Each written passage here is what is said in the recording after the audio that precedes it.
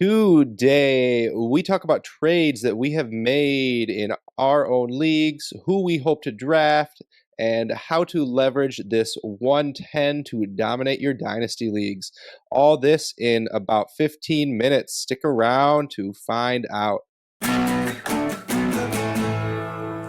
And welcome into the Dino Construction Podcast. I'm your host, Justin, joined as always by David and JP. We are excited to bring to you the 10th episode of our Framing a Rookie Draft series, where we talk trades and strategies and who we would pick at each pick in the super exciting rookie draft. So today we are going to cover the 110. So of course it's important to look at who we have drafted so far. We've had the big three quarterbacks off the board, the big three wide receivers, followed by Brock Bowers at 107, JJ McCarthy 108, and Brian Thomas 109. So with that in mind, David, who are we really considering at the 110 here? Yeah, thankfully we'll have a lot more information on this in just a few days. It is close, fellas. We are just a few days out from the NFL draft. And I think this pick is very draft capital dependent. I think most likely you're looking at guys like Ladd McConkey, A.D. Mitchell, or Xavier Worthy. There's a couple other receivers that maybe we don't like quite as much analytically, but the NFL might prefer, like Xavier Legette, Troy Franklin, Keon Coleman even. Basically any first-round receiver should be in this conversation. And then if we get a running back like Jonathan Brooks, Trey Benson, something in the second round, they probably belong in this conversation. And if we get a nice landing spot for a quarterback outside of the big four, we're still probably not going to take them here. But if you get a first-round quarterback at the end of the first round, you can't really complain. So that's probably the grouping of guys. But I do think the big three receivers at the beginning are the biggest consideration. Pick is really a wild card right now. Managers who own the 110, you don't really know for sure who you're going to be grabbing yet. But yeah, landing spots is going to dictate a lot of that for us. So as we move to our trade value section, Justin, you have two trades actually involving the 110. Break those trades down for us. Yeah, so the first one, I'm going to be kind of short on this because I don't know how relevant it still is. I feel like you couldn't get this done today. Start 9, half PPR. This was before free agency. Traded the 110 and 207 for Kyron Williams and Zamir White. So this was a little risky at the time before free agency. Both things landed for me, and that the Rams didn't sign anyone, and Josh Jacobs did not stick with the Raiders. So that being said, just something to keep in mind. I saw a Scott Connor tweet earlier today that one of the bigger fallacies is that the rookie picks are worth the most when you're on the clock. If you get a deal that you feel like is good value, it doesn't matter if it's before free agency or right when you're on the clock. Sometimes if you feel like that's probably a better running back than I'm going to be able to get in the rookie draft, or that I might be able to trade for sooner on, you got to jump on it. Second one, this was after free agency, so I knew that Saquon Barkley was a Philadelphia Eagle. Start 11, 2 tight end premium. Traded the 110 and 25 second for Barkley. He also would have accepted the 107 for Barkley, but I was not going to move that piece. So even in a start 11, I was okay consolidating assets because I'm looking to move all in. Definitely wouldn't make this move on a rebuild, but happy to do it if I feel like I'm just one running back away. Yeah, and I actually used the 110 to buy a running back as well, but I paired it with the 1.6 and got Bijan. If you're interested in that deal, go ahead and watch the 106 video. I do think this is a great area to start targeting production for whatever your team needs. Not that we have to fill out a lineup for a few months still, but you know kind of what you need. So it's okay to go ahead and target that with late first. I think you did a great job there, Justin. Oh, thank you. I was doubting myself until you told me that. So now that we've looked at our trades that we've made, we're going to also, of course, do our rapid fire trade section where we take a look at trades from dynasty-daddy.com.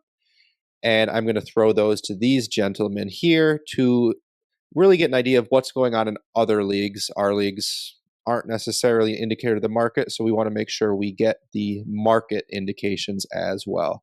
So starting with David, in a start 10, George Pickens or the 110? Yeah, you're basically, do I want to take George Pickens or a younger George Pickens? And A.D. Mitchell on the board here. They're very similar. I'm going to stick with Pickens here. I'm not sure if you're all familiar with Destination Devy's Trinity Tracker. It's a really cool new tool that they've come up with to try and predict receiver success year to year, and it's shown pretty promising results. Pickens looks like he could have the upside of a true wide receiver one season. I'm going to go ahead and bet on something we've seen in the NFL, though it hasn't fully developed. We've seen the promise there. I think he's still developing. I think he can still become the guy. I think I can understand that. JP, start 11. For what it's worth, 1.75 tight end premium, 110 or Amari Cooper, and a 25 second. I do think the 110 is kind of a risky player bet at this point. I mean, you just don't know if they're going to hit or not, obviously, with these picks. I think in the start 11, I'm going to take the package here. I think Amari Cooper, I mean, he's aging like fine wine. It's like he's getting better as he gets older. But yeah, you're also getting a second round pick here. I like that in the start 11. Glad you took that so I didn't have to correct you. I love Cooper. Start 11, David. 110 or Bryce Young. It kind of just depends on your roster here. If you need a quarterback, I think this is a fair price to acquire Bryce Young. I still kind of believe in him. I don't believe that he'll be a QB1. I don't think he was ever going to be that personally, though. So, his age, I think they're starting to build around him. They've got a coach that should get the best out of him. I think he's a quality pick here at 110. You know how I love to take this soapbox to ask you for trade advice for my leagues when you don't respond to the sleeper chat. Is that what this is? That's why I created a podcast. So if you need a QB3, would you be willing to move a 111 for Bryce Young to sit on your bench as that QB3? What are your first two QBs? Stroud and Burrow. I'd probably look a little cheaper, to be honest. I wouldn't be against it, but could you get something back if you targeted an older guy or like Baker or something, You don't really need him. That's the other thing, though, is you don't need him, and he could upgrade in value, so I'm not against it. I'd like to get something back if I could, though. All right. I will take that into consideration later. If you answer my sleeper conversation chats, then I won't ask you on air. This is more fun. JP, last one. Start 10. 1.5 tight end premium. The 110 or Tank Dell? I'm going to stick again with the proven NFL talent. It does stink for him that Stephon Diggs is now in the wide receiver room as well. But Stephon Diggs and Nico Collins are actually in a contract year, and I doubt that they're going to keep both of those guys after this season. So I do think Tank Dell will be a top 2 target for sure, after this season, and maybe even this year. Yeah, I think this is the range where we are more excited about some of the veteran wide receivers than we might be the picks. Now that we've sharpened our acumen a little bit, we are going to move into exploring some additional trade value theory. JP, I need good wide receiver production. Somewhere in the top 15, top 20 range is my wide receiver 3 on a competing team. I don't want to give up any additional draft capital on top of the 110 since I don't have much capital. What wide receivers should I be targeting here? So I looked over to Underdog Fantasy to kind of see what wide receivers are going top 15, top 20, because yeah, it's best ball, but it's a great source right now this time of year because people are putting real money on the line for what they think about a player. But what I noticed over there was there's only one wide receiver being drafted inside the top 25 wide receivers who qualifies in 2 areas, and that is being outside the top 70 on Keep Trade Cut. So with the 110, you probably are able to acquire them, and is under the age of 30. And that's Deebo Samuel. He's the only one that qualifies, and he's wide receiver 15 on Keep Trade Cut right now at 28 years old. So he's still got some more life on him. I've heard some people theorize saying maybe he has the life cycle more so of a running back because of the way he plays and how he's used as a running back a little bit. But I still think he's got plenty of good years left on him.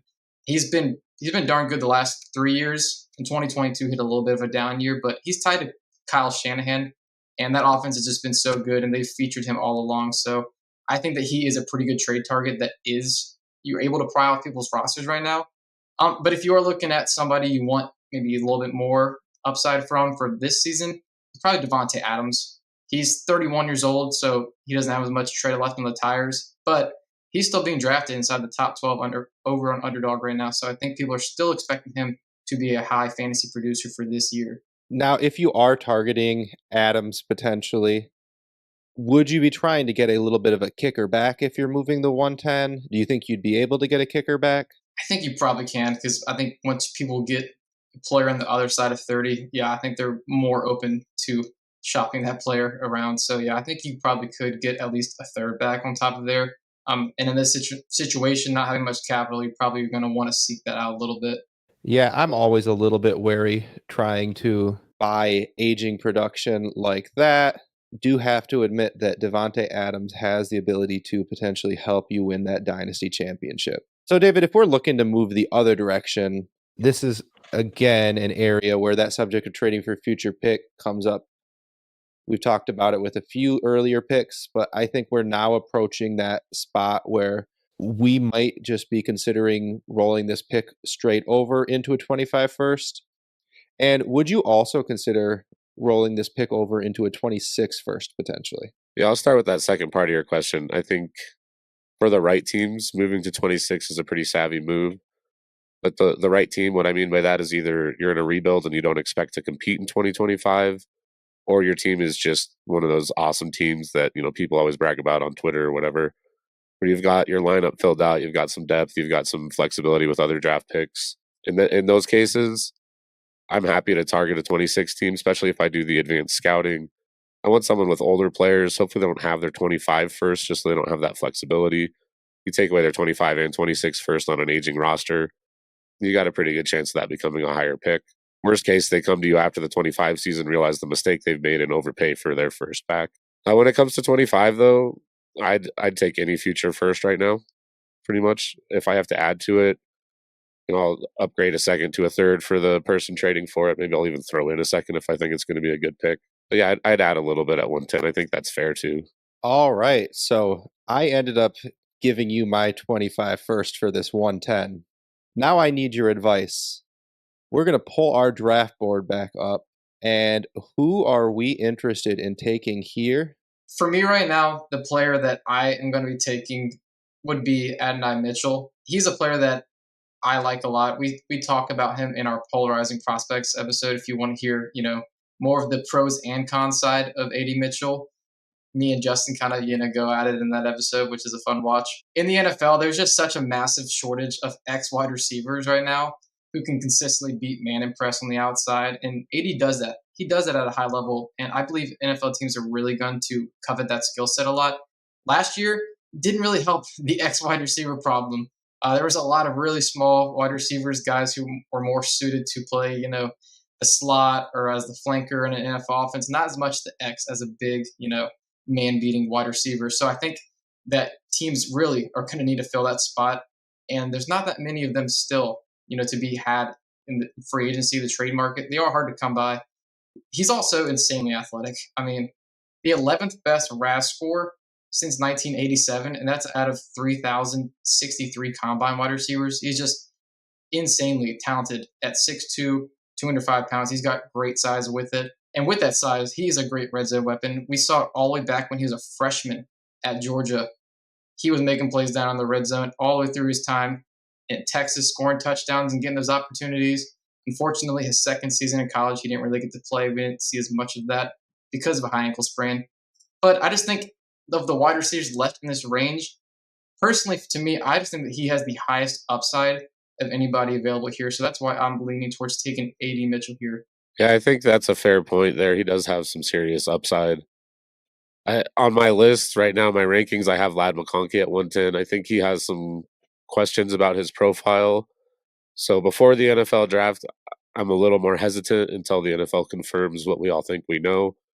So at this point, I think I'm going to take Xavier Worthy here if it's up to me. It's just hard to not bet on 4.21 speed. I expect him to get the draft capital. We think he's got a pretty solid production profile.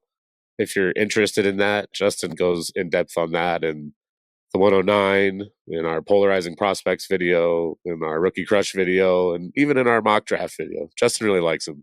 He doesn't have as many question marks for me. So at this point, I think that's the bet I'll make at 110, even though come this time next week, I might have a different answer for you. David had put together a little more research here when we were talking about this, that he was only one target in his second season away from having 100 plus targets in all 3 seasons. That season, the man had a broken wrist and still almost broke 100 targets. I love this guy. We're going to take him here. I am incredibly excited. And Sleeper's ADP even says that it's correct, which they've never been wrong before. Sure. So the 110 comes into frame with Xavier Worthy sitting square in the middle of it. So thank you for joining us for another episode of the Dino Construction Podcast. We hope this was as helpful for you as it was for us. Please make sure to like and subscribe wherever you view. Also, please let us know in the comments below who you think we should have taken here. Feel free to ask for trade advice, what you would do. We will respond and get back to you, probably with more questions asking for context, first of all. But after that, we will make sure to give you actionable advice. So from all of us here at Dino Construction, until next time.